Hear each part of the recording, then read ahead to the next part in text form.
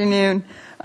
We'll call the regular Parks and Recreation Commission meeting for September 28th, 2011 to order. Could we all rise for the pledge, please?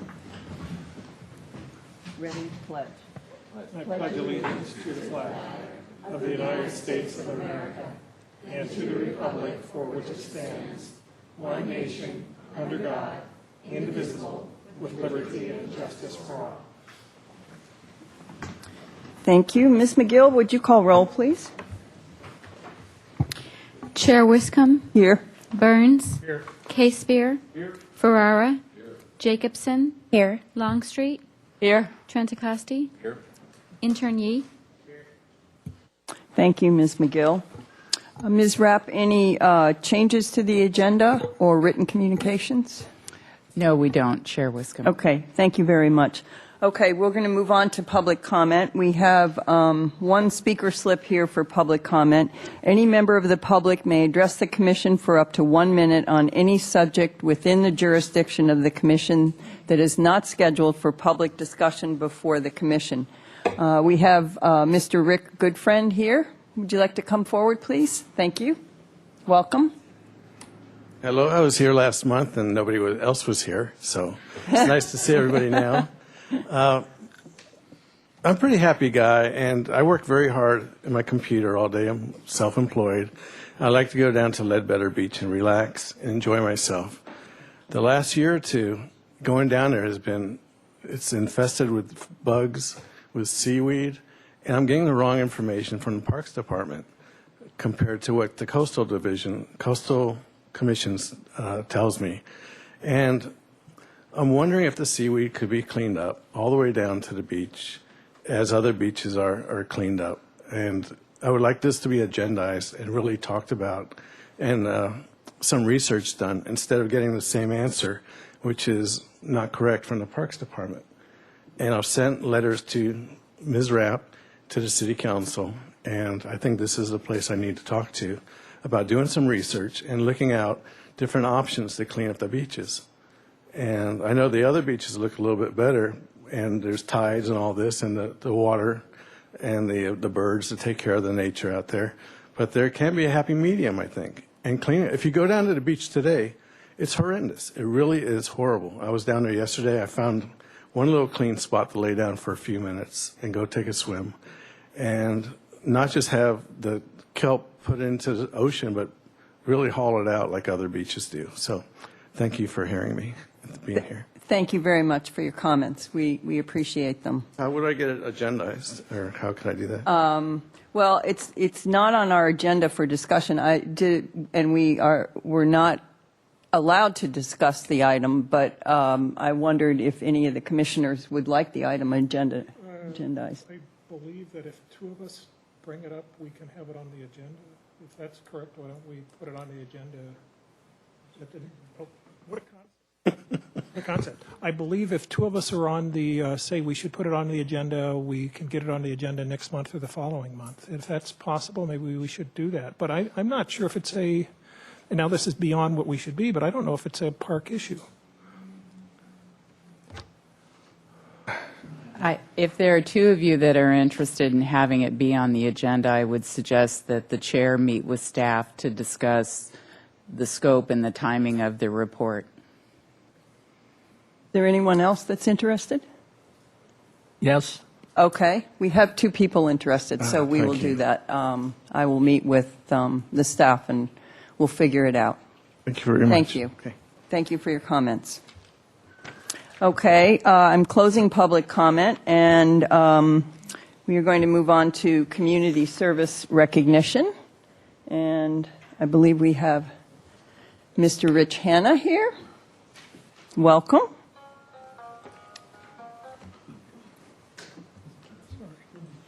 We've all been away a long time. Trying to get this picture up here.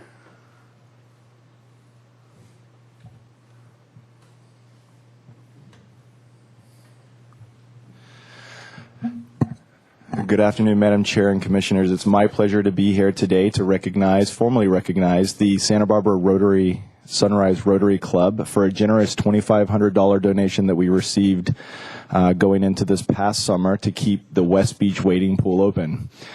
I had the pleasure of attending their breakfast and actually thanking them for 2 years of funding to keep the West Beach wading pool open. And without their generous support these past 2 years, it would have ended up in being about 1,700 kids that didn't get to participate in that local neighborhood. The West Beach wading pool, as you may or may not know, is located down by the waterfront area near the harbor. It serves kids aged 6 months to 7 years. It's walking distance for the kids in the Lower West Side and families that live on the Mesa. Kids learn how to swim in these wading pools, and I think one of the challenges our department has faced over these tough budget times is which pools to keep open and how to meet that need. So for a community that's surrounded by oceans and lakes and rivers, how can we get these kids water safe? The West Beach wading pool is what provides this opportunity. Kids learn how to fall over and stand up.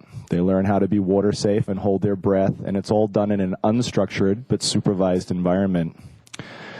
Because of the generous donation that we received from the Santa Barbara Sunrise Rotary Club, we were able to partner with the Santa Barbara Early Childhood Education Program, and they invested $2,500 in rental fees, and we worked with our own summer fun drop-in free programs to make sure we had the most amount of kids participate in our swim programs down there this year.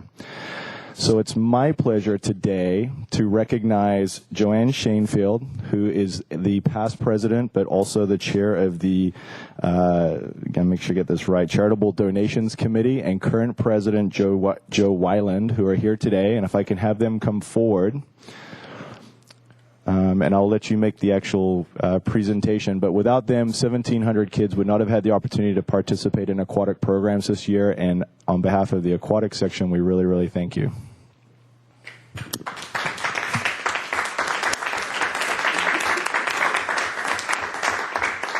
Ms. Shanefield and Mr. Weiland, on behalf of the Parks and Recreation Commission and the Parks and Recreation Department, we would like to thank you for your support. It's incredible when you think about it. You want to provide these kids with a fun, safe environment, and you've been able to do that, and it's been free. And you know, I'm sorry that your grandson is too tall to participate anymore, but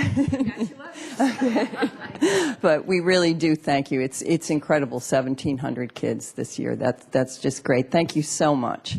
Thank you. Would you like to say something? Well, I would only like to say that the Rotary Club of Santa Barbara Sunrise has been a force for good in our community with mostly youth-serving activities. We have been very supportive of the El Puente School, which is a continuation school for students who don't seem to fit in our regular high schools, but moving them forward and into the community. We have been working with at-risk kids through a Storyteller and Isla Vista Youth Project and various other parts, but we also support children through the Youth Symphony and other things that we do. So we thank you for the opportunity to serve this wonderful community and to support the city, and this is through foundation grants from our members, such as Mr. Scott Burns, who has been an active member and past president of our club, but also through our fundraisers that we do throughout the year. The most important one is coming up on the 9th of October, which is the Fiddlers Convention. Hope you can join us. It's a family event. So thank you so very much. Thank you very much to the Rotary Club, Santa Barbara Sunrise. Okay, we also have another community recognition. Ms. Young, welcome. Thank you. Good evening, Madam Chair and members of the Commission.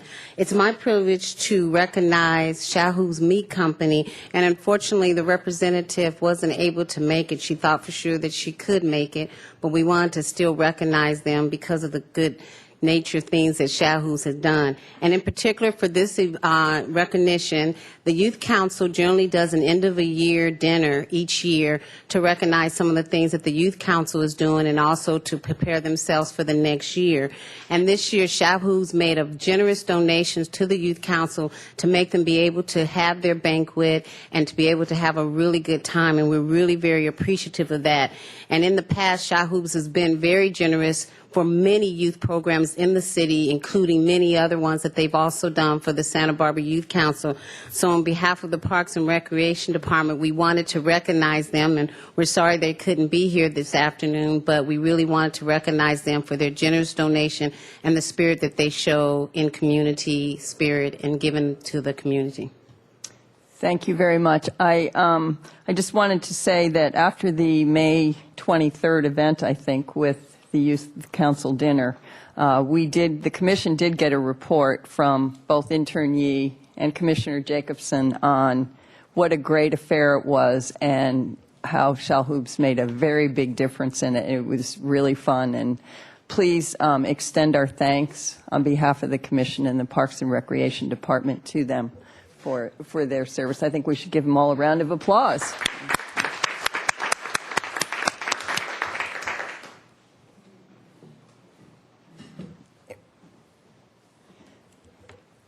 Okay, that's great. Two wonderful organizations. Okay, we're going to move on now to the Youth Council report. Mr. Yee. Thank you, Madam Chair. So Youth Council, every year we recruit new members. And this year we recruited 7 new members, 3 freshmen, 3 juniors, and 1 senior. They represent 4 different ethnicities, 4 different countries, 4 different high schools, 4 females and 3 males. And Youth Council now consists of representatives from the Police Activities League, Future Leaders of America, Coalition of Youth Advocates, and Kate School. So we have become very diverse this year. And along with the new members, in August, the Youth Council as a whole had a leadership training. It was a very good opportunity to bond with each other. And Susan Young, our mentor, she did a teaching us practical skills, such as like parliamentarian rules, how to run ships and teamwork. So, yeah. And we had Commissioner Jacobson attend our meeting too. So thank you. And Youth Council representatives also participated in the Day of Caring. We worked at the Bonnet Park, as well as helped clean the kitchen for the West Boys and Girls Club. One thing we found at the Boys and Girls Club was that some of the food there was kind of outdated. So we're kind of seeing what's up. We're looking to provide, fresh food for the Boys and Girls Club. And our first event this year will be a candidates forum on Monday, October 17th. The Youth Council is hosting this with Future Leaders of America and the Police Activities League. And we also have the support of Women League of Voters and the Santa Barbara Teen Coalition. And this will be the only forum this year that that deals only with youth issues. So we would love to have you join us. It begins at 6 p.m., but at 5:15 there's a pizza and meet and greet kind of social thing. So it will be at the Davis Center, and I have some flyers that I will just kind of pass around. Great. Would you repeat the date again, please? Date, yes, Monday, October 17th. 17th. Yeah. Thank you very much.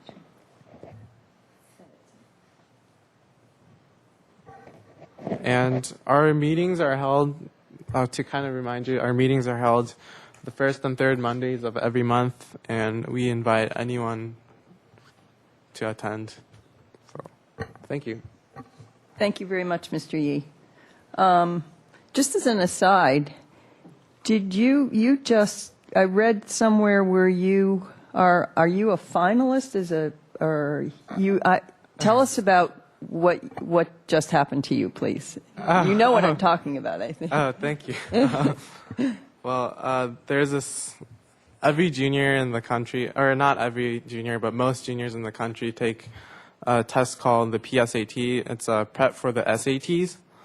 And the PSAT serves as a qualifying examination for the National Merit Scholarship, which is this, so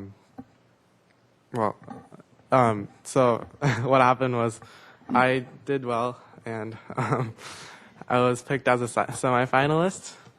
So I think about 1,500,000 juniors take it every year, but only 15,000 make it as semifinalists, and it was a very great honor to be selected. Well, I think the commission, we need to congratulate you for that. Thank you. I read that and I was going to send you an email, but I thought, no, this is a better place to congratulate you. So thank you for that, and thanks for the Youth Council report. Did anyone have any questions on the Youth Council report? Okay, great. Thanks again. Okay, we will move on to Commissioner Committee assignment reports, and let's start with Mr. K-Spear. Thank you. Well, last week I had the pleasure of attending the Creeks Advisory site visits to two locations, Mackenzie Park and Middle Mission Creek. What's going on at Mackenzie Park is the parking lot there is getting reconfigured to accommodate storm water runoff. And so if you drive along Las Positas there, you can look down, and they're putting gravel and permeable blocks in so that that water will be regenerated into our aquifer rather than running down the creeks into the ocean. And then we went over to Mission Creek between about Arriaga and Los Olivos, or a little bit above Cottage Hospital. And a project is being done to install fish ladders. The old concrete, what do we call that, Nancy? Help. Well, anyway, we're providing a passageway for trout and steelhead. And the concrete channel that was, yes. Mm-hmm. And so that's a very exciting project. I also attended the Santa Barbara Beautiful Awards dinner, and this town is doing good things to keep ourselves beautiful, and Santa Barbara Beautiful contributes to that. That's my report. Thank you, Mr. K-Spear. Ms. Jacobson? Yes, I have a report. I also attended the Youth Council's special meeting where they gathered to meet the new members, and the 7 new members are outstanding students. They were really fun, and I learned a lot at this meeting as well, because it went over all of the points of running a meeting and what it is to be a leader. I really liked how Susan Young started it. She had a speed meeting game that she did in the beginning. It was sort of like speed dating, but they were just meeting each other real quick in a matter of 2 minutes, and they got to ask each other a question. Everybody had the same question. It was awesome. Susan Young is an outstanding mentor. Pete LaVea was also there, and I believe he is an outstanding mentor as well. And then October 17th is the Candidates Forum, and I think that would be a great thing for everyone to be a part of. I also attended the Arts and Craft meeting, which was on the 13th, and that was really great. They had 10 new screenings of 10 new artists. I believe only 8 of them got in, but the 8 that got in are very good. I'm excited to see the new things on the walk. It's always neat to have new people. The cruise ships are starting to come in. We have a few coming in very soon. We had one on Sunday, but we haven't gotten the report back as to what happened. I'm sure it was awesome. And I also attended the ribbon cutting at the Creo Recreation Center. That was really great. And I did get to go to one free class think it was the hula dancing. It was very good. And so thank you very much. That's it. Thank you, Ms. Jacobson. Okay, Mr. Trinacosti, I'm going to turn over not officially, that's later in the agenda, but I'm turning over the Golf Advisory Committee report to you. Okay. Go for it. Thank you. The Golf Advisory Council committee had its regular monthly meeting, and rounds were down 5% year on year, 2011 to 2012. And this continues to be an issue with the golf course that we're addressing. The GAC recognized that the greens now are in better shape, but now the fairways have become an issue. And how to address that with the lower revenue, how do we address that has been a discussion, and we're looking into options for that. As far as how to increase the rounds and the revenue, we have a special running right now with 9 holes and dinner, 9 and wine, or you'd like to think of it like that. And we've just implemented that, and we're seeing how that takes place. And we're also looking at other options to try and bring people out to the golf course. And and finally, we are going to continue to meet monthly. We think that we can get a lot more done meeting monthly instead of bi-monthly. That's it. Okay, thank you very much. Okay, we'll go, Mr. Ferrara, do you have? I was unable to make it to the IPM Integrated Pest Management meeting, so I will be unable to give a report on that. Okay. I'm sorry about that. Thank you very much. Ms. Longstreet? Well, I attended the Neighborhood Advisory Council meeting. We had several over the summer, I think, since we've met. Things are moving along. We're receiving some great education from various departments within the city about how to address the needs in the neighborhood. So the group is coming together and really starting to identify what will take place in the future. The Park Foundation, Mr. Burns and I both serve on that, and the Park Foundation has hired a new foundation manager, and we look forward to seeing some exciting activities happening in the future, and I encourage everyone to join the Park Foundation. I think everyone sitting up here needs to be a member, and all of you in the audience are welcome to support Parks and Recreation in Santa Barbara. I attended the United Way Day of Caring at Bonnet Park, and what I'd like to commend is all the staff members that showed up for that day. Our staff members work day in and day out in our parks and to keep our city beautiful, and for them to donate their free time to it was quite outstanding. So I give a commendation to all of them for coming. And a lot of good work got done that day, and it was great to work side by side with people. So thank you.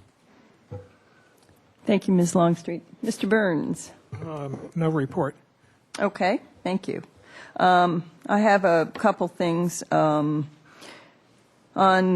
Thursday, September 1st, we had our regular Street Tree Advisory Committee meeting.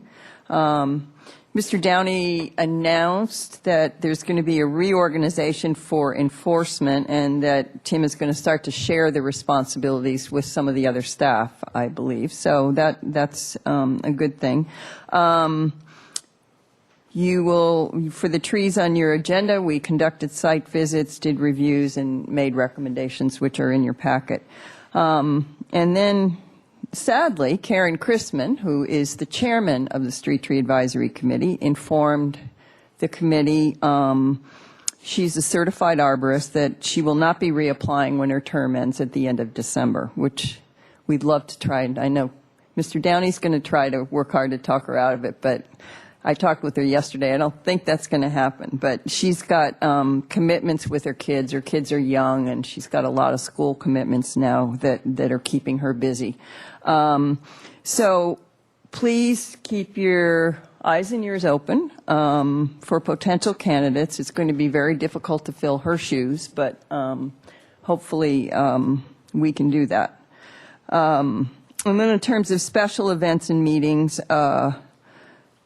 let's see, Thursday, September 1st, I also attended the Creo Rec Center ribbon cutting and would love to commend staff. It was a well-organized event. It was very successful, and also all the work that went into the Carrillo Rec Center, the project management, everything that made it what it is today. It's a very exciting place to be, and it was great to see that. On September 8th, I attended the Planning Commission meeting for the Mesa Lane Steps project, where we went to the staff went to Planning Commission to get a coastal development permit, and was successful in doing so. I don't believe there's been any appeal, so I'm hoping that's gone through. And this gives staff, greatly improves their chances to seek outside funding for that project and continue it on. So that was a big check mark in the positive category to move forward with the Mesa Lane Steps project. And then on Saturday the 17th, I also attended the Day of Caring, but I went to Shoreline Park, and I echo Ms. Longstreet's comments.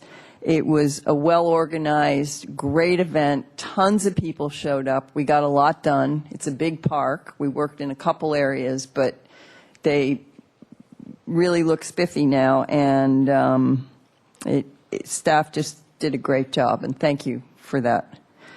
And yesterday was the City Council appeal meeting. Ms. Rapp, are you going to talk about that, or okay?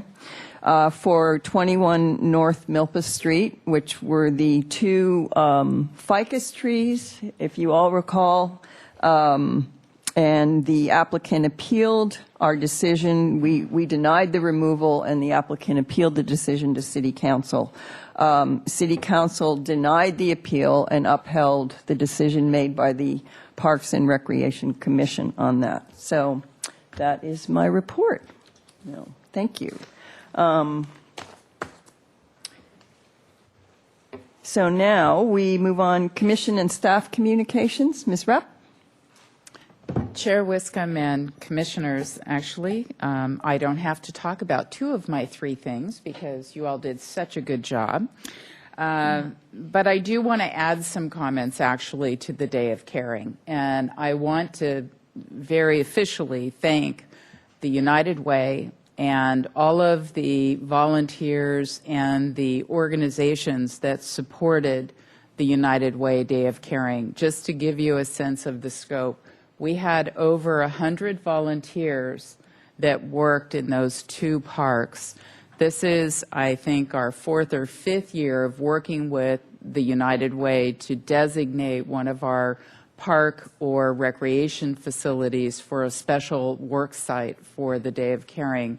And it has worked very good for us. We actually have organizations now that request to work at one of our sites because we do a good job of organizing and coordinating the work. And so we appreciate that.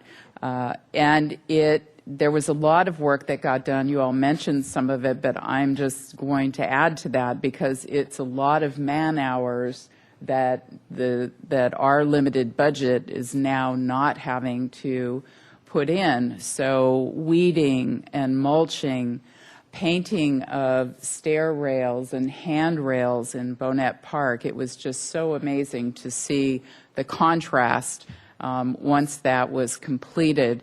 Walkways were raked, and just a real refresher. And as part of Day of Caring, and it happened prior to Day of Caring, we had a local arborist contracting company come out and volunteer his crews for doing some uplifting of the trees in Bonnet Park to improve safety in the park and safety in the neighborhoods, and we'll be recognizing that company at a future meeting. So just a really wonderful community project, and Santos and I shared that it was very interesting to have people volunteering in the park that really did not know how to use tools. Santos had to teach one of the international students from City College how to use a rake. And I did the same thing with the hula hoe to get weeds out. But I mean, then once they were there, they just worked hard all day long. It was really great. So, Mr. Burns has a question, and I wanted to tell you, you forgot the trash cans because and the trash cans, yes. we cleaned them and we waxed. I didn't realize that they get waxed, but they do get waxed, and we did that on quite a few of them in Shoreline Park. Mr. Burns? Yeah, just a question. You were saying uplifting a tree, and I don't know what that term means. limbing up a tree. Thank you. I probably used the wrong term, but we limbed up the tree to bring the canopy up higher. At the lower branch. So, yes. So from the street, because Bonnet Park is below street level, it helps the police department as they drive by to have greater visibility into the park. Great. Is that, okay. Thank you, Ms. Rapp. Okay, we will move on to agenda item number 3, which is summary of council actions for our information. Does anyone have any comments or questions on these? And Ms. Rapp, do you need to review any of these? No. Okay. No questions? Okay. Item number 4 is approval of minutes. Does anyone have any comments on those? If not, could I have a motion? I'll second. I move we accept the minutes. Okay. We got it, yeah. Moved by Ms. Longstreet, seconded by Mr. Ferrara, I think. Okay. Any other discussion? Okay. All in favor? Aye. Aye. Okay. That passes unanimously. Thank you. So now we are on to the Street Tree Advisory Committee items. And my general announcement is any action of the Parks and Recreation Commission made pursuant to the Municipal Code Chapter 15.24, Preservation of Trees, may be appealed to the City Council within 10 days. Thank you. And we'll move on to 5A1, which is 1311 San Miguel Avenue. Mr. Downey, welcome. Chair, Wiscombe and Commissioners, 1311 San Miguel Avenue is a star pine that is located between two properties and a planter that's a bit too small for the tree. The Street Advisory Committee reviewed it and determined that because of the space of the site and the applicant's offer in their application to plant with another tree, that is smaller and would fit better into the situation. Their recommendation is to approve the removal under condition that they do plant that tree. Again, this was due to the small space that the tree is in. Okay. Thank you, Mr. Downey. Questions? We have no public comment on this item. Is there questions? Yeah. Okay. No, I would just make a motion to accept the Street Tree Advisory Committee's recommendation for removal. Okay. We have a motion and a second. Any other discussion? Okay. All in favor? Aye. Aye. Okay. No one opposed. Carries unanimously. Great. Okay. So now we're moving on to 5B1, 822.5 North Nopal Street. Mr. Downey? Chair, Wiscombe and Commissioners, 822.5 North Nopal Street has an Italian stone pine that is about half the size that it could achieve. It's in a very small space. And as you can see in the photographs, it's already lifting the stairwell. There's an adjacent ficus tree across the alley that is providing ample shade for the area. The committee determined due to the small space and the damage the tree is causing, it would be appropriate to approve the removal and not require replacement because of the small spacing in the adjacent trees. The recommendation is to approve the removal of this tree. Okay. Thank you, Mr. Downey. Any questions? Mr. Ferrara? Yeah, I'm just curious. How quickly does that species of tree grow? Because I mean, they built around that tree, I'm guessing, at one point. Is that correct, when they put in that structure, and the structure doesn't look that old. So I'm wondering how long ago how quickly they grow. I'm just curious. Chair Wiscombe and Commissioner Ferrara, I don't know when the building was added. I don't have that information. It appears, based on the structures of the building, that there was an addition to the building towards the tree at some point. I don't know that to be fact, but just based on the appearance of the building, it looks that way. The trees on East Anapamu are over 100 years old. They're a bit larger than this. They can last 150, 200 years easily in an urban environment. I would estimate this one to be about 60 or 70 years old. Thank you. Okay, any other questions? Yes, Mr. Burns. This is more for my benefit, but when I looked for the tree, I didn't see it, and then I realized it was at the back of the building, kind of, sort of. So it's a public alley, and therefore we have, what's the constraints on a public alley versus a regular street? Chair Wiscombe and Commissioner Burns, any property has a front setback for any public street or public alley. So therefore, this is a front setback for the alley for this property. Okay, anyone else? Okay, yes, Mr. Casebeer. I'll make a motion to accept staff's recommendation to approve the removal of this tree on 25 South Voluntario Street. Oh, wait, no, Yeah, 822 and a half North Noble. Excuse me. Okay, do I hear a second? Second. Okay, any other discussion? All in favor? Aye. Okay, that carries unanimously. The only question I have is, where's he going to hang his welcome sign? Where's he going to hang his welcome sign?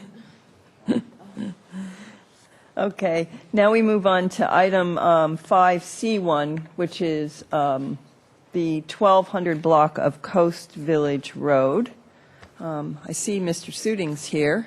Are you here to speak or just to answer questions as they? Chair Wiscombe, just to answer questions. as they Okay, come up. great. Okay, thank you very much for coming. Mr. Downey? Chair Wiscombe and Commissioners, the 1200 block of Coast Village Road does not have a current designation for trees. There are existing trees on site. There are some white ironbarks, a red ironbark, Eucalyptus nicolai, some palm trees in the area. Mr. Suiting requested the designation as part of a project that's going to go in for the nursery site. And they will need to install street trees. Since there's no designation, the purpose of this is to provide that designation so that when his project moves forward, they'll have guidance as to what can be planted. This block of Coast Village Road has 3 different size spaces available for street trees. It has small half-circular tree wells that are in the sidewalks that would accommodate a small tree. It has planters in between the diagonal parking spaces that are larger that would accommodate medium-sized trees, and the large median strip can accommodate large trees. The committee determined it was appropriate to designate tree species of 3 different sizes for those various reasons. Their recommendation to you is several trees, and I'll go through each one of those quickly. For a small tree, they're recommending Lagerstromia Tuscarora variety, which is a powdery mildew resistant variety. Comes in bright pink color. For medium-sized trees, they would like to recommend Monterey cypress as one, and either Samuel Summer magnolia or St. Mary's magnolia.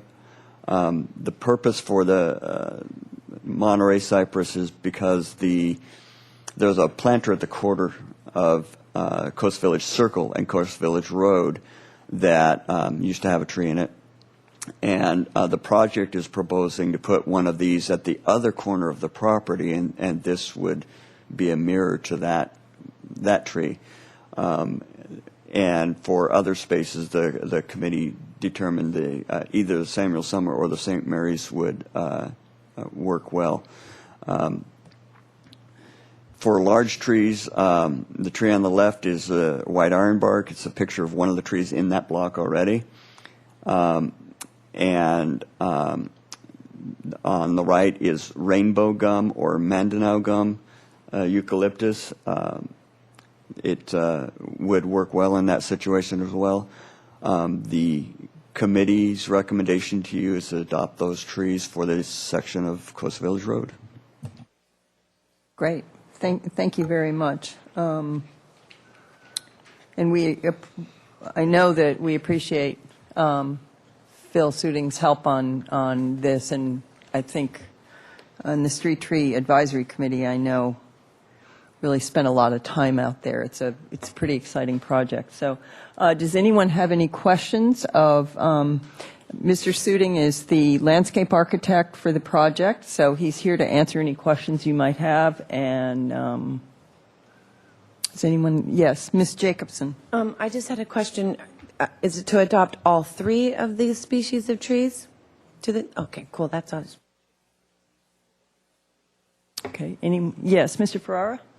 Yes, I'm curious if there's been a study, I mean, what kind of birds like these trees? You get some kind of birds that nest at certain times of the years. Are these any types of trees like the white ironback? It's pretty big. It looks like it might have a couple good spots for a nest up there. But do any birds of prey nest in these trees at any time?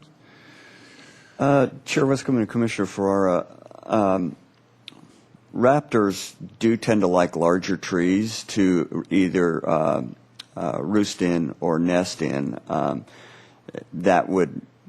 These trees both would qualify for locations that might attract them, but they aren't specific to any species of trees.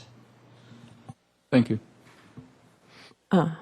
Yes, I would, if we're ready, make a motion to accept. Mr.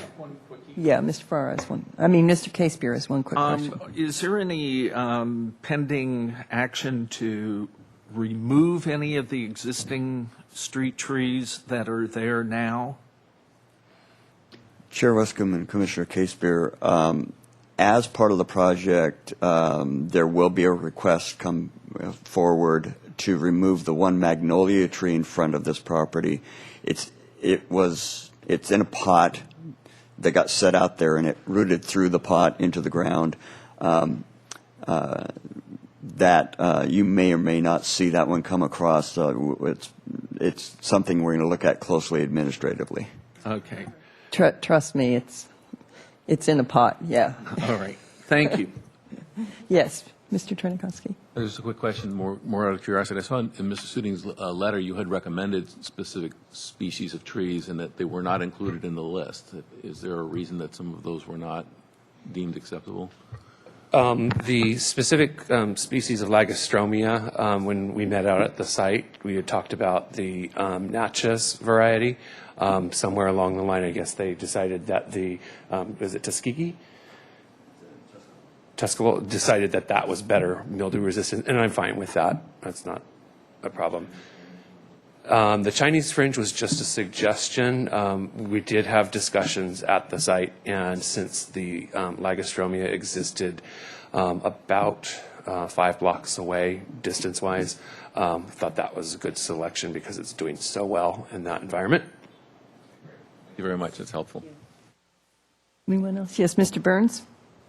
Just a question that the project that we haven't seen yet at 1255, when is that going to cross our desk, or has it? I just haven't seen it. We actually are submitting that for DART review this week, tomorrow, I believe. So that goes through planning. Suzanne Riegel is the planner for that. It has also gone to the Montecito Association, Coast Village Road Association. We are planning, as part of the project, to plant a large specimen, the biggest that we can get, of the Monterey cypress, and then 4 of the Lagostromia at the back of the curb in the sidewalk pedestrian scale. So I guess the question is that actually going to come back to us? No. Commissioner Burns, when they go through the design review process, their proposal to add street trees will be reviewed by administrative staff. We will make that approval. It isn't something that likely will come to this group. Yeah, we're actually today approving street tree designations for the whole 1,200 block. So staff can actually then take, if we approve these small, medium, and large species, then staff can actually do it administratively for 1255. No, I have no problem with staff doing that administratively for 1255 Coast Village Road.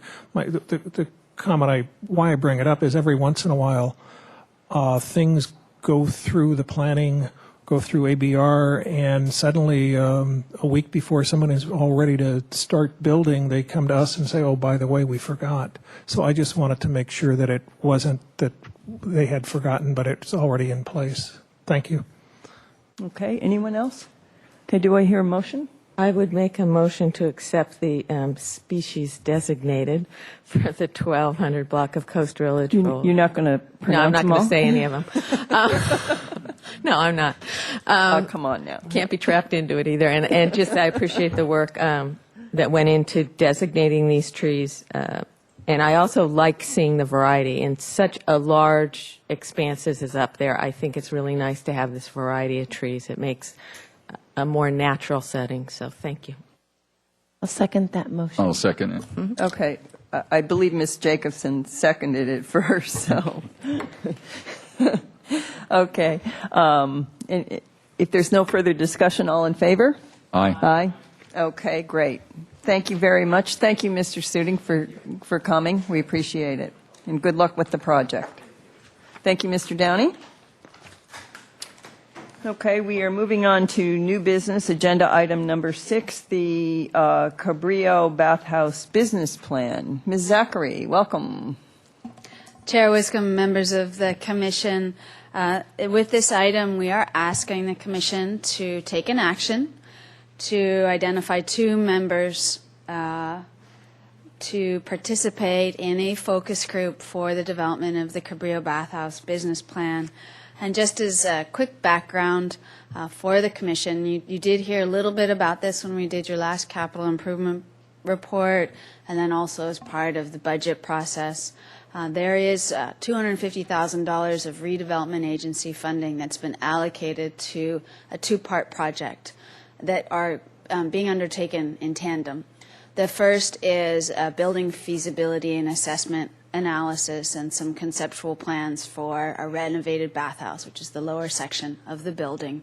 And the second is the development of a business plan that would be implemented with a renovated facility for the purpose of expanding community use, achieving recreational needs, also looking at the potential for private concessions in the facility. And that's something that is going on in tandem with the facility assessment. The consultant that we have on board, Green Play Incorporated, has a lot of experience doing this type of work for the business plan. And one key aspect of their scope of work is to conduct a series of focus group meetings with various stakeholders. So these are stakeholders that are bathhouse users. They might be beach users. They are appointed and elected officials. They're also users of the pavilion, because even though we're looking mostly at the bottom floor, there's a connection. So anyone that may rent the upstairs facility or use the facility for events, appointed and elected officials, I believe I said, and then also potential stakeholders. So we are also reaching out to the hotel industry. We are also reaching out to other areas within Santa Barbara.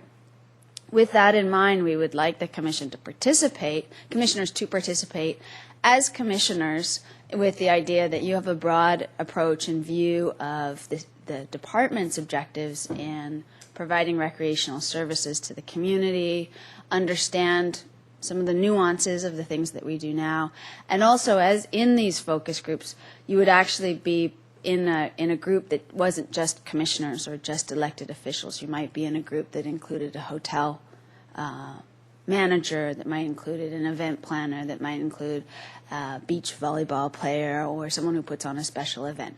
So it's not, they're geared to be kind of mixed. With that in mind, the dates for the focus groups are the 18th, 19th, and 20th of October. What we are asking for is about a 1.5 to 2 hour commitment. You would be contacted by me to identify what time you might be available, and it'll be morning, midday, or afternoon, and then you would go and attend that focus group, which would be run by the business plan consultant. When they will complete a findings report in conjunction with the market assessment that they're doing, and the findings report will be what they heard through the focus groups, and then market assessment, sort of what we have now, what we might have in the future, and that's something that the Commission will see at a further date. I would also add that there will be a community meeting on Thursday, October 20th. So other people that may not be in a focus group will also be able to hear about the project and provide input on the project. And I think that essentially concludes my remarks on a staff recommendation. How large will each of these focus groups be? Chair Wiscombe and members of the Commission, they're designed not to be larger than 8 or 10 people. And the focus groups, each focus group will be asked the same questions. So they'll be following a procedure that's pre-identified, pre-organized. Okay, that's great. Thank you, Ms. Zachary. Does anyone else have any questions about this? Yes, Mr. Trenikoski. How much flexibility on the time?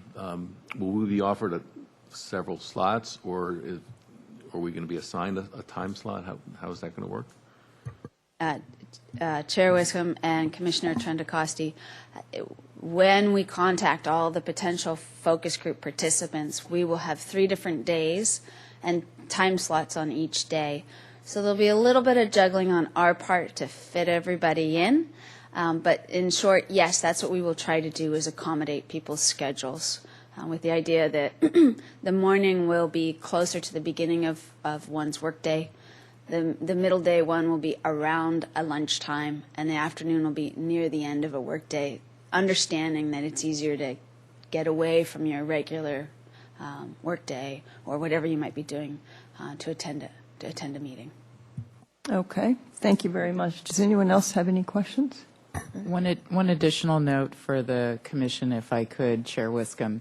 The October 19th is also the date which is set for your Commissioner workshop on tree ordinances. So there is already a commitment for, I think it's 5 to 7. So I think just in that's terms right. of people looking at their schedules. Okay, thank you, Ms. Rapp.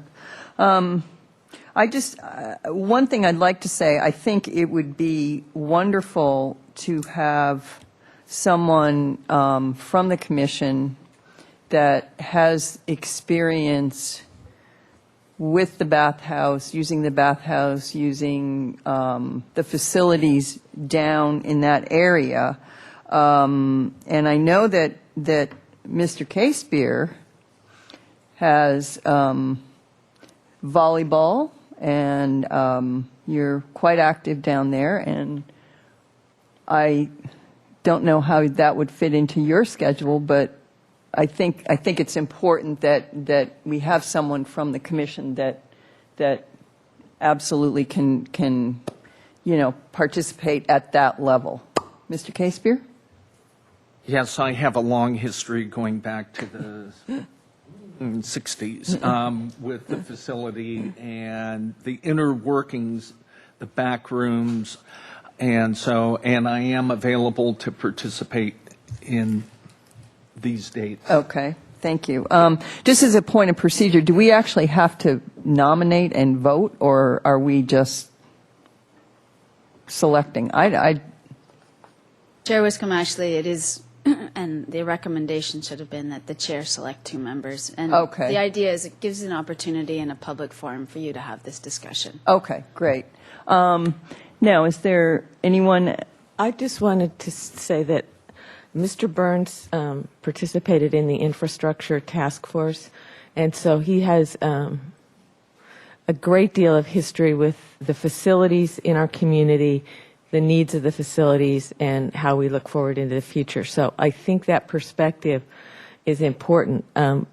One of the things about the bathhouse, I think, that's in our favor right now is the previous work that has been done, both in the infrastructure task force report and also the leadership group within the city. So we have, a lot of groundwork there, and I'm so thankful that we get to put it to use. So I would just like to see that skill set used. Okay, thank you. That's very good. Mr. Burns, are you? Yeah, I would be honored to be asked, and I would like to be a part of it because one of the reasons I joined this organization was with the infrastructure task force. We realized that, which was looking at all the city buildings that are maintained by the general fund. We realized we've got a lot of things that are falling apart, and we have no funds to fix them. So this is a building that needs work, and hopefully with the workshop we can come up with some suggestions that'll bring it forward for everyone. Okay. I think this is pretty exciting that these 2 things are happening in tandem. I think it's a great way to go. So if no one has any objections, I think Mr. K. Spear and Mr. Burns are your contacts for the task force or the focus group. To clarify, any of us can attend the Thursday, the 20th. Great. Great. Okay. Is that going to be an evening workshop, the 20th? Okay. So you will post us on that one. Great. Thank you very much. Chair Wiscombe, if I could just add, that will be an evening meeting. We don't have the exact time, but it's likely to be 6 to 8 o'clock. It will be at the Chase Palm Park Recreation Center. The focus group meetings will be at Casa Las Palmas, so you'll get that information.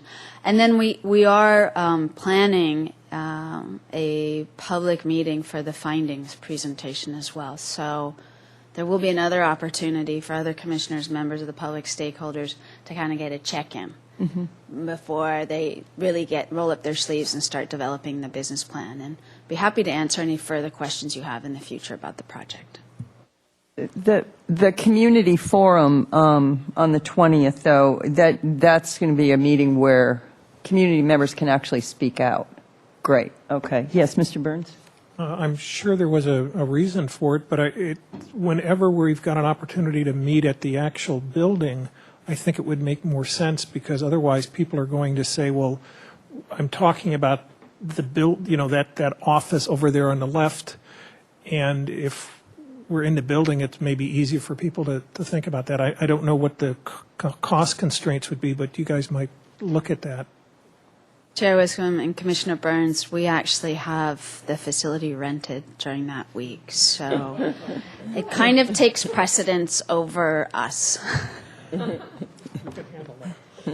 Chair Wiscombe, if I could add Yes. just one concluding comment. I just wanted to kind of pull it all together for members of the public that are listening.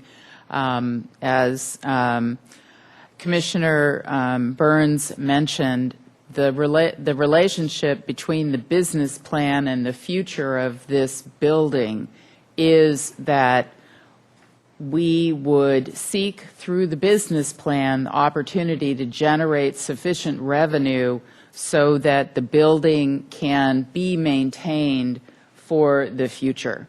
And that's why we're really trying to look at how the building would be used and how it will generate revenue before we go in and decide what we want it to be and what it would look like.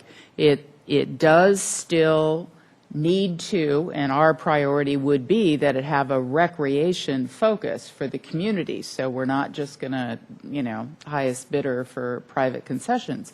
But that's a very big part of looking ahead for future generations and having those buildings be available. So I just wanted to kind of tie that all together. The commission has had different reports on that, but I just wanted to talk about the relationship between the business plan and the renovation of the building. Great. Thank you, Ms. Rapp. Okay, great. Thank you, Ms. Zachary. We'll, excuse me, we're going to move on to item number 7, which is the liaisons to the advisory committees for action. And flip my notebook here. I think that we should just start. Mr. K-Spear, Chris, you have Creeks and Lower Mission Creek design. Are you happy with? You're happy with that? Okay. Ms. Jacobson, you have Arts and Crafts and Youth Council. Is there anything that you feel you need to give up or that you would like to trade or? Well, I don't know how helpful I've been with the Arts and Craft Council or what I'm supposed to, but they really love me, so I'm happy to stay there, and I love the Youth Council. Okay. Yeah. Okay, well then, just, Sorry. oh. I'm happy to stick where Okay, we're at, yeah. great. Okay. Excuse me. Mr. Trinacosti, you probably want the golf course, the golf advisory committee, don't you? And what's it worth to you? That would be nice. Okay. Okay, it's yours. I will give up the GAC and turn it over to you officially. So, Thank you. you are entirely welcome. Okay. Mr. Ferrara, Nick, you're on IPM and Neighborhood Advisory Council. You are. You want to stick with both of them? Okay. Ms. Longstreet? I'm a happy camper. Okay. Hey, I'm the only one here that's losing something, so. Well, as I look at these, each of the ones I have, NAC, I feel strongly, we're just starting off. Yeah, Nick and I both have experience on those committees in helping. It's important. No, I think you're Yeah. you're good where you are, and you're good where you are too. With the front country trails and the Park Foundation, yeah. Okay, so I think we've taken care of that. There's been one trade, and I got nothing back for it. Thanks a lot, but I think you got one night a month. I did. I got one night a month. Yes, I did. But I love those people. The GAC is a great group of people. They're working hard. So, okay. So we are on to agenda item number 8, the Andre Clark Bird Refuge Vegetation Maintenance and Habitat Restoration Project. Ms. Fry, could we make it any longer of a title? Huh? Well, it's a 5-year project, so maybe. Chair Wiscombe, if I could just do a quick introduction. Yes. Some of you have met Kathy Fry before. Some of you may not have, since it might have been a little bit since she was before the commission. But Kathy works as a planner in the Parks and Recreation Department. She's involved in restoration projects, permitting projects, any number of different things that we might have going on. Most recently, she was the project manager for the improvements at Parma Park, so the Stanwood improvement projects, as well as all the restoration work that was done after the Tea Fire. Kathy Fry has also been involved in work at the Douglas Family Preserve, so you can get the open space focus of some of her work. And the Vegetation and Maintenance and Habitat Restoration Project, which has had a number of different titles, but this is really the best one because it's quite accurate, has been on the books for a very long time. And some of you who've been in town for a long time know that the bird refuge is a highly impacted system that is very difficult to manage. And our objective with this project is to implement a longer-term way to manage it to avoid some of the issues that we've had in the past. It's very complicated, as you will soon hear. It's not something that just happens overnight. But we are hopefully on the cusp of actually getting all the permits that we need to do the work and being able to move forward with it in the next calendar year. Thank you, Ms. Zachary. Welcome, Ms. Fry. Thank you. Good evening. I think it's worthwhile to have a bit of a background to put the area and the project into perspective and to give you a history of what the condition of the bird refuge has been in the past and bring you up to date to where we are today with the habitat there. It is a 42-acre open space park with a 29-acre lake, and within that 29-acre lake there are 3 islands. It provides passive recreation. We have no boating, but there is bike riding on the bird refuge, the bike path around the perimeter, hiking. There are paths within the bird refuge. It provides world-class bird viewing on the West Coast. This could be compared to the East Coast, Delaware Bay, if you would. Historically, the bird refuge was a salt marsh with Sycamore Creek flowing from north to south through and exiting out into the Pacific Ocean with a connection between Sycamore Creek and the marsh, the estuary created by the ocean and the salt water coming in. With the creation and the development of the railroad in the 1880s, it cut off Sycamore Creek. Sycamore Creek was rerouted. So essentially, it cut off the fresh water source that was coming into the bird refuge and creating that mix in an estuary. So there's one of our first modifications for the area. As you can imagine, that changed the habitat in there and created an area that was only receiving freshwater runoff from the surrounding streets, which it still is today. And I believe it was 1909 that the city purchased the property, which was then known as the Bradley Racetrack. There were periods where the bird refuge actually dried out and there was racing within that property. When the city purchased it, it became known as Lake Park. And then in 1929, the Clark family donated a sizable amount of money and for the purpose of providing habitat for migratory birds, and it was named after Andrea Clark. So it is now the Andrea Clark Bird Refuge as it's known today.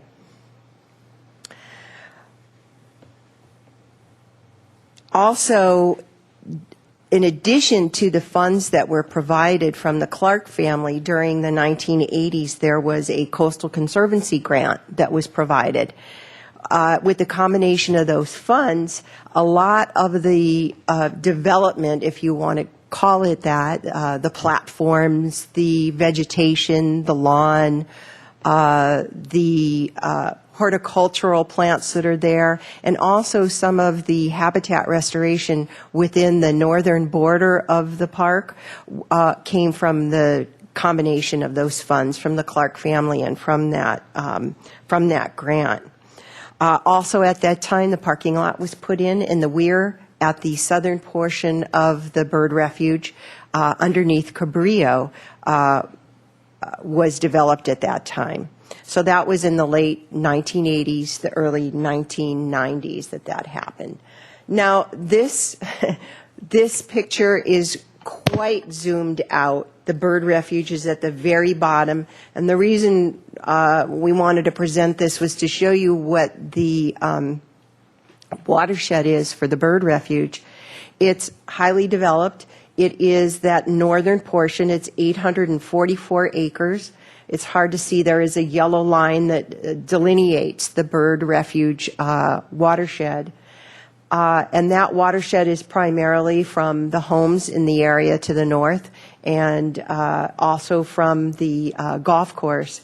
And all of the water coming into the bird refuge since Sycamore Creek has been rerouted is from runoff from the surrounding streetways. To orient you to the project area and where we're talking about, this is southeastern city of Santa Barbara. The entryway from the east, the far eastern area there is where you would come in on Cabrillo Boulevard from Montecito, and you see the bird refuge as you enter from Montecito on the surface streets. The freeway to the north and the railroad tracks to the north. There is an exit going along the northern portion of the bird refuge towards the parking area at Los Patos Way. And the bike path follows Cabrillo Boulevard along the southern portion, moving all the way down to the area across from the Pacific Ocean, where we have the remnant outfall when there are high flows. We do have a passage of water from the bird refuge during high storm events, which we did this past year. The outflow at the very southern portion where the weir is, it will top that area. And then to the west of the bird refuge is the Santa Barbara Zoo, and to the south is the Clark Estate. And I am going to point out one portion of the project that is outside of the bird refuge, but is actually connected hydrologically up to the north above the tennis courts. There is a drainage along that area, and we decided to include that in this project review since it is connected beneath the freeway running into the project area, and there's a culvert there that we have included in this 5-year project.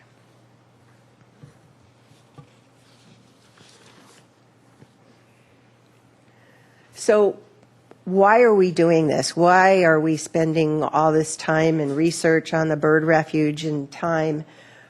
The Parks Department would like to restore the water flow and conveyance to the area. And what that will do is help reduce mosquito production and help reduce the potential for flooding in the area, either within the bird refuge or the vicinity. It will also help to improve water quality by opening that flow of water, the fresh water that we do have coming in. And you'll see in some of the photographs that we have how it is blocked by the vegetation that's grown in there, in the culverts, and also within the bird refuge itself. We'd also like to limit eutrophication and odors, and eutrophication could be thought of as too much of a good thing. It's the excess of nutrients in water that helps create the algal blooms that we go through, and also has helped to make a proliferation of vegetation, the emergent vegetation that's in the bird refuge, which is part of our project to control that. It will also help to protect the diversity of species, and I'll talk to that a little bit later with a little more on the species that are in there, that are in the bird refuge. And also, as part of our project, we will be restoring habitats within the bird refuge itself. Sure. Chair Wiscombe and Commissioners, I realize that some of you may not be aware of how a couple of, if you could put that slide back up, how a couple of those bullets that are our objectives, how important they are to the department and the community, especially the community in the immediate area. So I just wanted to give you some examples of the issues that we deal with on a seasonal basis, but every year. So sometimes 2 or 3 times a year, we deal with the people who are immediately adjacent to the bird refuge with the complaints about mosquitoes. So we are very involved in all of the controls that we have available to manage the mosquitoes there. So I just want you to know that that's a big, public health issue and a good neighbor issue, aside from the health of the bird refuge itself as a body. And then also, the bird refuge and Cabrillo Boulevard is always a real focus anytime the city is preparing for major rains. And so the issue of flooding and the weir gate and how all of that water body and how the water flows becomes a big issue that is a part of our planning for flooding. So I just wanted to add that so that you'll understand the scope of what we're trying to achieve. Thank you very much. And we have worked with Vector Control and consulted with them about the project early on when we were preparing a project description. We ran it by them and asked them for their advice on it, and they did provide some comments that we have incorporated into the project. So what are we going to do? We're going to do, probably year one is going to be the emphasis of our work. We worked with our biological consultants, and they thought it would be less of an impact to go in the first year and perform the work that we've proposed. We will continue on during our 5-year period to keep the areas that we've illustrated here open and hopefully free of vegetation as much as we can, and also to work on our restoration. The Parks Department will have a contractor come in with specialized equipment, aquatic construction equipment that actually will be offloaded directly into the water and will work within the bird refuge lake. And they will remove 0.86, just a little over 3/4 of an acre, from the bird refuge lake itself. And I'll go over those areas with a following slide.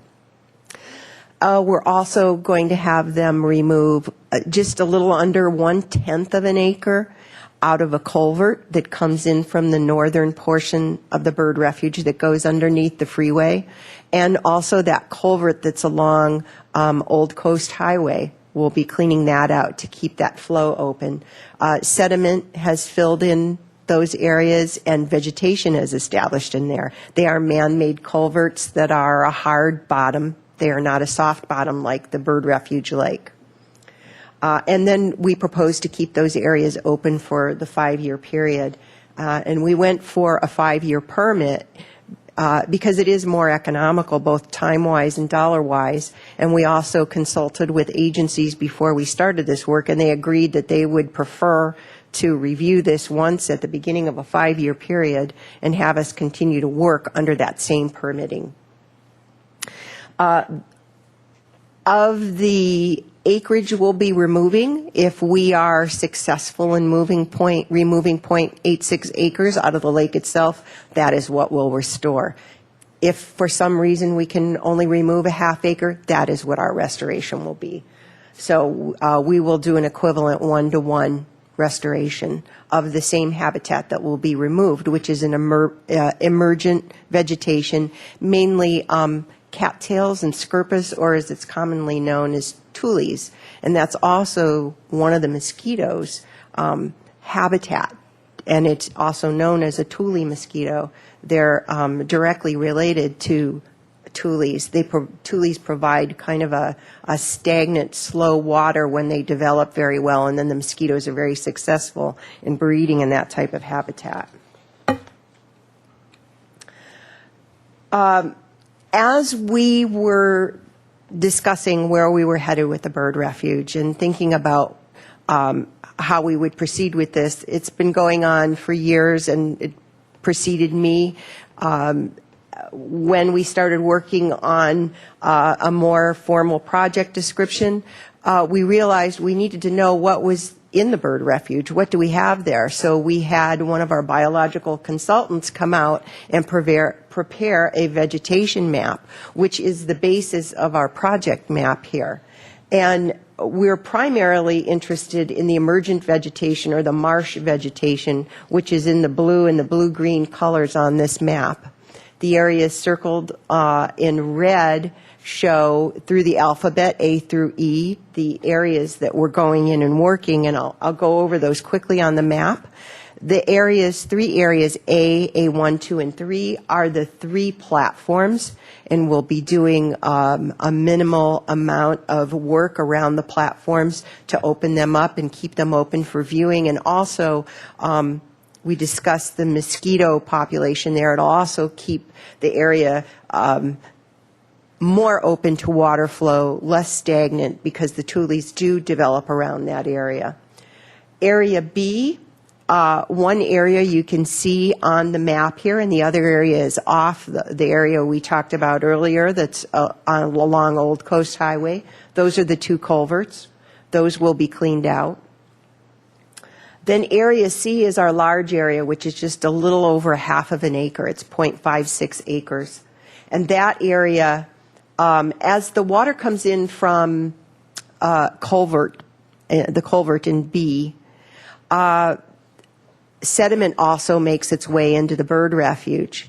And with a shallower lake, you have more emergent vegetation. And so we have vegetation developing in the sediment, and then the vegetation slowing down the water and the sediment falling out. And it's resulted in almost a pathway to the island on the west, with so much vegetation and so much sediment settling. Then D, on the very eastern portion of the bird refuge, you can see that there's a lot of the blue-green color, which is our bulrush series or the tule series, and that has also filled in for a similar reason. There is a culvert that comes into the eastern portion there, and sediment settled in there. We originally had not proposed to do too much in this area, but talking with Vector Control, they asked us to open up some waterways in there so that they could get in and apply BT, and so that the water circulation would open in there and allow the mosquito fish to come in and do what they're supposed to do. The mosquito fish are there to eat the mosquito larvae, and if they can't get in because the vegetation's so thick, they can't do their job. And then the last area is Area E, and it has a broken border because it's basically keeping the area at what we call the beach in front of the parking lot, the area that as you get out of your car and you look at the bird refuge, it's that open area where you can look out across the bird refuge. It's a viewing location. It's also where if Vector Control or the city or our contractors needed to go out, this is the area where you would launch from. It has a sloped, hard-packed sand, like a beach, entry into the bird refuge, and we want to keep that open for viewing and for access to the bird refuge. Let me go back a moment. There's one other portion, and it doesn't show on here. This is an area that shows where we're removing vegetation, but I also wanted to let you know where we're going to be doing our restoration. And that would be along the western border, adjacent to the zoo, and along the southern border, adjacent to existing vegetation. And we would work in a linear fashion along that area. And we talked with Vector Control about this, and they said the vegetation was narrow enough currently along that area that we would be fine in adding a bit of vegetation, of emergent vegetation along those areas. The area along the zoo, there are some areas that are devoid of vegetation, and we're going to try to get in and create a little more diversity than currently exists with another type of emergent scirpus. Try to maybe get at least 3 species of scirpus in there. And here's an example of our area of vegetation maintenance along one of the platforms. The platforms have a very low profile, and the vegetation can grow to 10 feet at some times. So you can see that it's establishing in front of the platform. Our contractor would go in and remove the vegetation not only above the water, something that's a little different with this project that we probably haven't done in the past, is within the lake to go in and actually remove the rhizomes and the roots, which are below the water level, to help keep the vegetation out. We have cut vegetation in the past, and it's almost like mowing the lawn. It comes back so quickly. It provides light. You have sunlight coming in the water column in the shallow water, and it may come back even faster. We haven't done the research on it, but it seems to. So we're going to go after the rhizomes this time with the equipment that's coming in there. So that's Area A. Area B, this is one of the culverts. It's the culvert that comes in from the northern portion of the bird refuge from underneath the freeway and the railroad tracks. This is one of those areas where we've gone in and cut. And this is not a tule, this is a cattail, and it's now 10 feet tall. And the mosquito fish can't get in there. They can only go along the borders where there's a little open water. And then this is Area C. This is the half-acre area, and you can see that even standing on the seat of the platform, the vegetation is still as tall as Santos standing there, and our contractor came out to take a look at it. And this is the area, believe it or not, the western island is on the other side of that vegetation.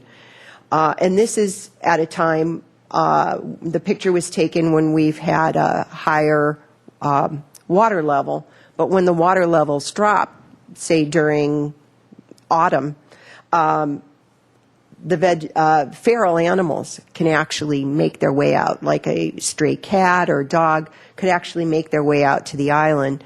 And here is where our objective of keeping the diversity comes into play. If a feral cat could get out to the island during breeding season, they could go after the eggs of the birds that are out there or prey on the birds themselves that are out on the once isolated island. So even to get a break in the waterway, if we can't get all of the vegetation out, if we can't do that, at least to get an open portion in there to break that continuation and to also provide water circulation in there. So I just hinted at some of the species that are out there, but what do we have as far as sensitive species? We have species and sensitive habitats. We have, like I said earlier, a world-class bird viewing, bird watching at the bird refuge. We've got over 200 species of birds that either breed, forage, roost at the bird refuge, and Santa Barbara is generally in the top 10 during the January Audubon bird review, along with the Delaware Bay. It really is world class out at the bird refuge, and people come from all over the world to see our bird refuge. What does that mean for our project? We have a bird breeding season, which occurs generally from January through August. For our project, we would be limited on the work that we could do from February through August. We don't have the raptors that typically breed in January in the vegetation that's out there that we would be removing. They're in the larger trees. We're going to be removing emergent vegetation. So starting in February, that is our limit, about February 15th. Our window for working stops at that point. And our window does not pick up again until late summer, early fall. We also have tidewater goby, which we have known for years has been in the outfall, but no one ever suspected they were in the bird refuge. We had a consult, an early informal consult with Fish and Wildlife, and said, can we go in? We're thinking about going in and doing surveys to see just what we have in here. We know what our habitats are. We'd like to know what our species. And at that point, they said, well, why don't you go ahead and do the full protocol survey? We did, and to the surprise of everyone, in April 2011, we found the federally endangered tidewater goby in the bird refuge. We've known all along that we've got southwest pond turtle, and We also have non-native species of turtles in the bird refuge, including red-eared slider, and we do know we have more red-eared slider than we do the native species of pond turtle. We also have a wetland habitat that is diminishing in California and all of the U.S., and for that reason, because of the losses of wetland habitat, that habitat is considered sensitive habitat. And this is an example of tidewater goby up at the top left. It's a small fish. It looks big there, but it is very small in relation to the other fish. And that is a photograph of our biological consultants who are out. That's right off of the beach. They were out doing their seine nets and found the small fish. That's a picture of southwest pond turtle, and that's black-crowned night heron that actually nests on our islands out in the bird refuge, just to give you an idea. Do the non-native species of turtles compete and ruin the habitat for the, I mean, is there a competition there? Is there a reason to remove one to protect the natural one? The red-eared slider that's out, well, anywhere in California, we're hearing they probably were dropped off by somebody who had them from the dime store and decided they were tired of them, dropped them off in there. Are they breeding? Well, they probably are. Is southwest pond turtle breeding? They may be. We don't have evidence of that. Our surveys didn't provide that. There is competition. There's competition for habitat. There's competition for foraging and food. We do have quite a bit of border island, the border of the islands. It's my understanding that for every turtle you see above water, there's probably 9 or 10 below water. So in the time that they were out doing the surveys, they saw about, I think it was about 40 red-eared sliders and only about a tenth of the southwest pond turtle. So there definitely is competition. There's also a few other species. There's snapping turtles. There's an aquatic long-necked turtle that's in there. And some of the non-native species also carry diseases that they could transfer to the native.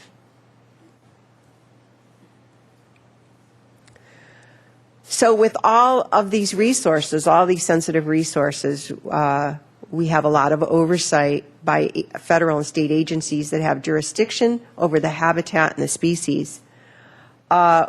We applied for permits for the majority of these agencies. With the City of Santa Barbara, we applied for a coastal development permit, and also for the Coastal Commission for the submerged portions of the bird refuge under their jurisdiction. We also applied for a coastal development permit. For the California Department of Fish and Game, they have oversight over waters of the state, and similarly, the Army Corps of Engineers has oversight over waters of the U.S. Through the state and the federal government, the Regional Water Quality Control Board has control over just that, water quality. And although we didn't apply for a permit with U.S. Fish and Wildlife Service, they will go into consultation between the two federal agencies of the Army Corps and U.S. Fish and Wildlife for the purpose of tidewater goby and impacts to tidewater goby. And our project schedule.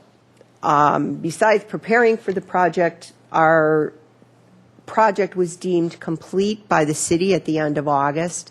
We're in the midst of our environmental review, public review, 30-day review, with a mitigated negative declaration. There are significant impacts, and we've identified that we can mitigate them. That will be up on October 13th, and we will be responding to comments. And we went to the Historic Landmarks Commission to provide information to them similar to what we're doing today. That was on August 17th, and we'll be back again after we go to the Planning Commission on November 17th for project approval and adoption of our environmental document. We'll go back to the Historic Landmarks Commission at the after we've been to PC. We will then go to the California Coastal Commission for our coastal development permit. And during the next few months, we hope to acquire our permits from the state and federal agencies with oversight to be able to go out and actually do our on-the-ground or in-the-water project work during January and mid-February of 2012, this coming year. And we will then stop in mid-February for the reasons that I explained to you. We'll be coming into bird season. So we have that window that we'll be working. And that concludes my demonstration of the project, and if you have any questions, let me know. Thank you, Ms. Fry. That was a really fascinating presentation. Just great. I'm sure we have questions. I know I do, and comments. Anyone? Yes, Mr. Farrar. A few. Try to nail them down here. One thing I would like to do, and I'll just say right off, is to go and visit that area and find out how I can look at everything, on a site visit. But I'm curious, you talked about restoring the water flow, so I kind of want to know how that's going to be done. And I'm wondering about the impact of the freeway construction there, as there was a lot of that done, and I'm sure a lot of those, what they've used to construct that freeway may have gone downhill into the refuge. I don't know. I'm wondering if that's affected the refuge in any way. And you pretty much answered the rest of the questions as you went along in your presentation, but I'm concerned about that. And if there was any damage due to the freeway construction, are there any funds set aside to help repair that, if that was done? Is there any way to tell if that was done with freeway construction there? And I'm very curious about how we're going to restore the water flow too. Chair Wiscombe and Commissioner Farrar, I'll address the freeway. Just like any agency that undertakes a major construction project, there's extensive design and permitting. For the expansion of 101, Caltrans is also subject to a variety of permits related to discharge of polluted water. They had to get a permit from the State Water Resources Control Board for construction-related activities. So if you discharge sediment, to avoid discharging sediment during construction. That said, roads, when the rain falls, there's all sorts of pollutants on roads, and there's also sediment. And one of the challenges we have with the bird refuge is its primary source of fresh water is runoff and rainfall. Ms. Fry didn't mention, and I don't have the exact dates, but at one time the city did actually have a well that fed fresh water into the bird refuge. That well silted up. So there's no other source other than we actually, in very low rain years, have had to put potable water in the bird refuge in order to try to reduce the rate of eutrophication. That, as you can imagine, costs our department money. And I believe one summer we spent in excess of $30,000 trying to address the bird refuge. So part of what we're trying to do is avoid those costs, because that's water that doesn't go to irrigate our parks. In terms of restoring the water flow, and maybe, Kathy, you could switch back to one of the over slides. It's hard to see on the slides, but you do have in your packet the second map, which illustrates the channel on the northern side. It's the box culvert that's north of the tennis courts that then goes underneath the freeway, and the culvert that Ms. Fry mentioned. And in fact, you can't tell it's a culvert, but believe me, this is a culvert. That is one of the major sources of water that comes into the bird refuge. It's completely full of plants, and we had a photograph for you where, it's up to here. So that's makes it a problem in terms of having water coming, and contributes to the flooding concerns that we have. By removing the vegetation and around that island, it allows better circulation, hopefully, as well. I would just add that when we have higher rain years, we have less of a problem. So in the past couple of years, we haven't had to put any potable water into the bird refuge, and that's a very good thing, as you can imagine. So hopefully that helps answer, and I don't know if there's anything else that Kathy can add. There is one other portion of the project. It doesn't show up because it's floating in senescent vegetation. One of the things that happens is as we get water flows and as the lake level rises during the winter from storms, if there is a crown of senescent vegetation with live vegetation in the middle, or even totally dead vegetation, it pulls up from the bottom, it loses its root system and starts to float.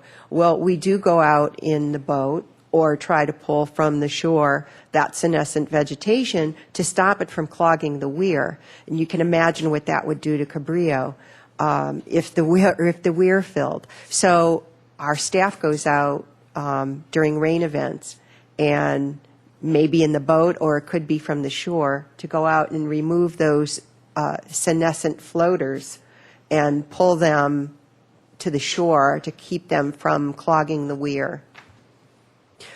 Opening that channel will allow a faster and a higher flow of water, which could help circulation in the area.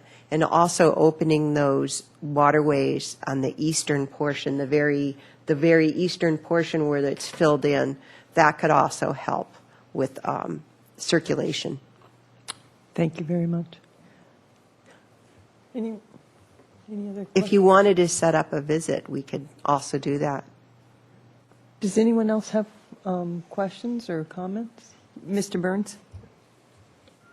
This is just a question which probably cannot be answered, but in 1880, with the railroad, they redid Sycamore Creek, and every time you get one of these things, that they try to put it back to where it was originally, and I assume there's no way that we can put Sycamore Creek back here, or somebody would have came up with a plan. I just wanted to hear from that.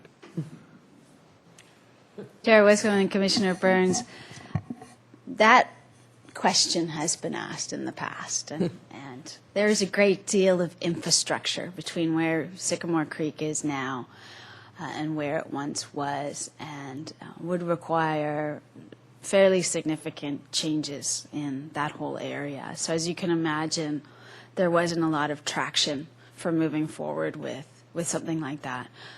I would add that in addition to the annual maintenance, which is really what this project is about, if we get our permits, when we get our permits,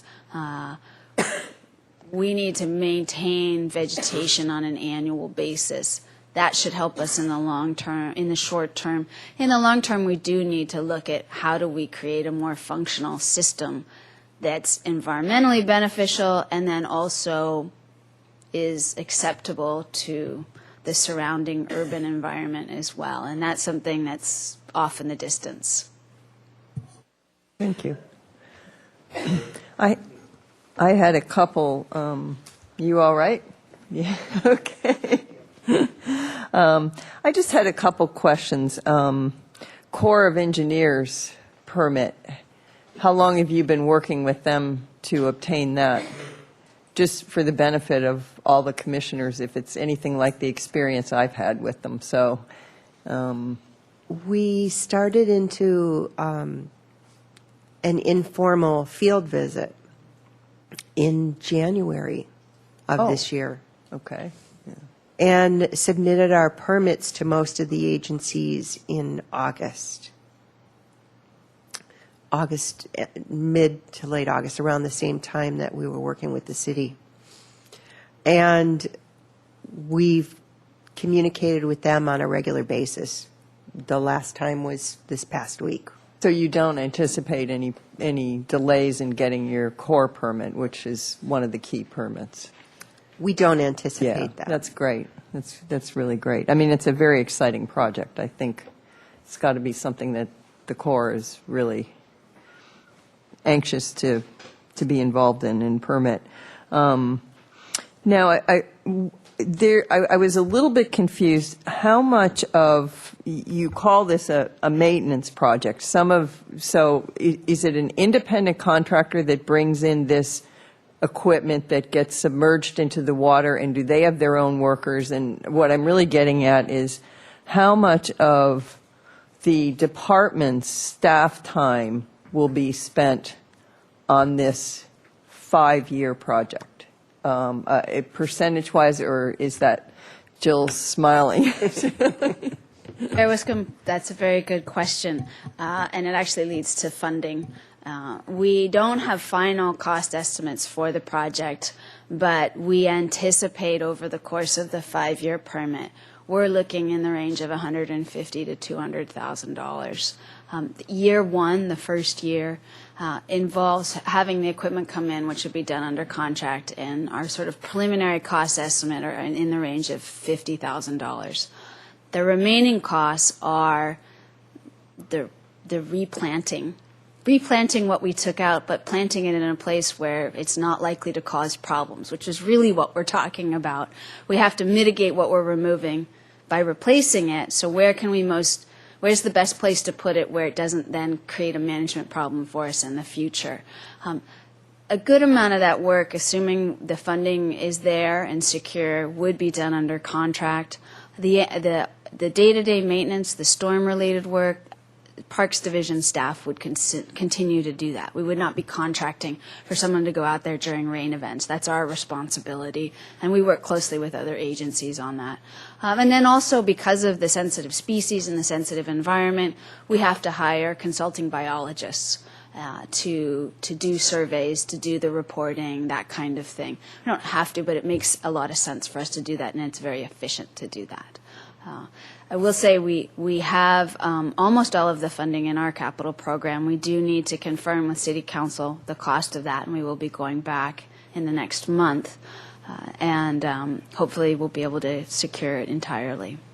So what you're saying is then that the staff time that's devoted to this project over the next 5 years is not going to defer maintenance elsewhere in the park system. Chair Wiscombe, as we currently have it planned out, that's not what we're trying to do. We're trying to fund it. That said, as you can imagine, any one year there's more focus in one area because there's a bigger issue than there might be in another. Right. The oversight of implementation, Ms. Fry and Santos Escobar will be responsible for it. That'll be absorbed in our operating budget. So there is more staff time, but it is a special project. Right. Okay. Great. It's a very exciting project. I didn't mean to sound negative about it. I just wanted some clarification on that. Ms. Fry, do you you're removing rhizomes from some of this marsh vegetation. So do you anticipate then, I'm just curious about this, disturbing significant habitat for some of the desirable species, and is that part of the mitigation plan that, I don't need a lot of detail, I was just curious, is that one of the steps that you need to mitigate for is because you are taking habitat away from? Yes, that's part of the reason for the restoration, and part of the reason for the timing of trying to do most of the work in year one. In preparation for doing this, we had one of our biological consultants go out the year before and do bird surveys, and we've had evidence and reports, pieces here and there. We decided that it's time to actually do the concentration and send someone out specifically to look at this with this project in mind. And then with that information, he provided some information to us and some consultation to us regarding when would be the best time, and that was year one instead of phasing it out into a few years. Right. we understand we may need to go back and do maintenance, but the majority of the work he thought should be done in year one or in 1 year in order to have our impact during that time, and that was the impact to the birds. Then after that time, we found out we had the fish there. We're working with Fish and Wildlife and the Corps right now to determine the best way to proceed with that with our biological consultant. Great. Thank you for that. And I'm just have one more quick question. I'm just curious. This mosquito fish, this is a biological control that was introduced how long ago into the... Mosquito fish have been around for quite some time. Have they? Yes. Did they naturally come, or were they actually introduced into the refuge itself? They were introduced by vector control. Okay. Really, really interesting. I never heard of that. Okay. I think that pretty much answers all my questions. I think the whole commission is. Did you have? Mr. Casebeer. Oh, I'm sorry. Mr. Casebeer, I didn't see your hand there. I just had a question about funding. And I know with a lot of the Mission Creek restoration projects, there are other agencies that are contributing. Will this also happen with this project? Fish and Game, State? Chair Wiscombe and Commissioner Casebeer, because this is maintenance of a facility, it requires mitigation. Agencies generally don't provide grant funds for mitigation associated with permits. It's not restoration? Well, however, we developed our project description to include the restoration so that we self-mitigated the project, if that makes sense, rather than saying we just want to remove vegetation, we don't want to do anything else. And then they say, oh no, well now you need to do X. When we include something in our project description and it gets evaluated that way, we've clearly identified that we know what we need to do to address our needs from a maintenance standpoint, but then also address the environmental considerations. So all of these agencies, pretty much in all of their grant guidelines, say will not cover mitigation, and this would be considered mitigation. That said, if there were future projects that were voluntary restoration, different take on it, we certainly would seek outside funds for that. Thank you. Anyone else? Okay. Thank you very much. This is clearly a very interesting project and very detailed presentation and very detailed project, and yeah, as Charlie just said, very necessary. So we thank you for the presentation and the update, and we really appreciate it. And we look forward to January of 2012 and the start. So thank you so much. I think that concludes our agenda. Do I hear a motion for adjournment? So moved. Don't all speak at once. Okay. All in favor? Aye. Okay, thank you. That concludes the meeting.